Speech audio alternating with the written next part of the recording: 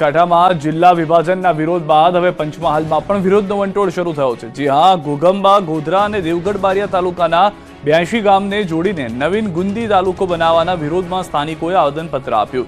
વિરોધકર્તાઓનો દાવો છે કે સ્થાનિક ધારાસભ્યએ અલગ ગુંદી તાલુકો બનાવવાની રજૂઆત કરી છે, ત્યારે જેને લઈને ગામના આગેવાનોએ કલેક્ટર અને ડીડીઓને રેલી સ્વરૂપે આવેદનપત્ર આપ્યું। ગુંદી છેવાડાનું ગામ હોવાથી દામાવાવ, રીછવાણી કે સિમલિયાને તાલુકા મથકનો દરજ્જો આપવાની ઉગ્ર માંગણી રજૂ કરાઈ છે। રજૂઆતકર્તાઓએ ગુંદી તાલુકામાં જોડાવાનો સ્પષ્ટ ઇનકાર કરી હાલના ઘોઘંબા તાલુકામાં જ પોતાના ગામોને રાખવામાં આવે તેવી માંગ કરાઈ છે।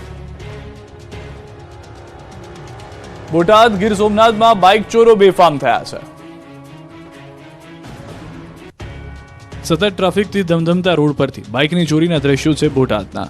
પાળિયાદ રોડ પર ધોળા દિવસે બાઇકની ચોરી થતા પોલીસની કામગીરી સામે સવાલ ઉઠ્યા છે।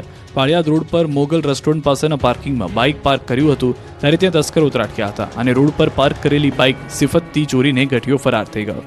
સમગ્ર ઘટના સીસીટીવીમાં કેદ થઈ ગઈ। પોલીસે સીસીટીવીની મદદથી આરોપીને પકડવા શરૂ કરી શોધખોળ।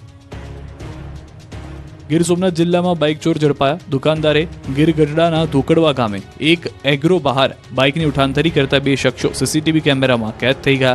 જોકે તસ્કરની કિસ્મત ફૂટી અને બંને તસ્કરોને દુકાન માલિકે ગણતરીની મિનિટમાં ઝડપી પાડી મેથી પાક ચખાડી પોલીસને સોંપ્યા। ધોકડવા ગામથી થોડે દૂર બાઇક ચોરોને બાઇક માલિકે પીછો કરી ઝડપી લીધા। ત્યારબાદ તસ્કરને મેથી પાક ચખાડતા તસ્કરે મગરના આંસુએ રડી હાથ જોડી માફી માંગી, જેનો વિડીયો પણ વાયરલ થયો। તો મોરબી વાંકાનેર હાઈવે પર ડીઝલની લૂંટ થઈ। બે ટ્રક ડ્રાઈવરે જરી બતાવીને લૂંટ ચલાવી। ટ્રક ડ્રાઈવરો જરી બતાવી ડીઝલ ટેન્કમાંથી પાઇપ વડે કેરબામાં ડીઝલ ભરી જતા હોય એવી ઘટના સીસીટીવીમાં કેદ થઈ।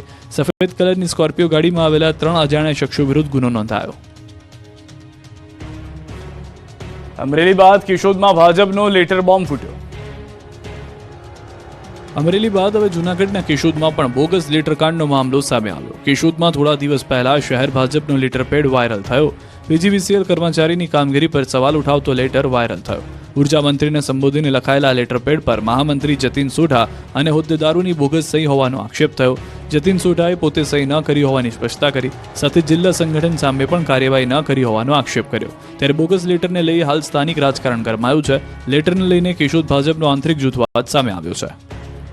સુરત એપીએમસીમાંથી 2150 કિલો ચાઇનીઝ લસણ પકડાયું।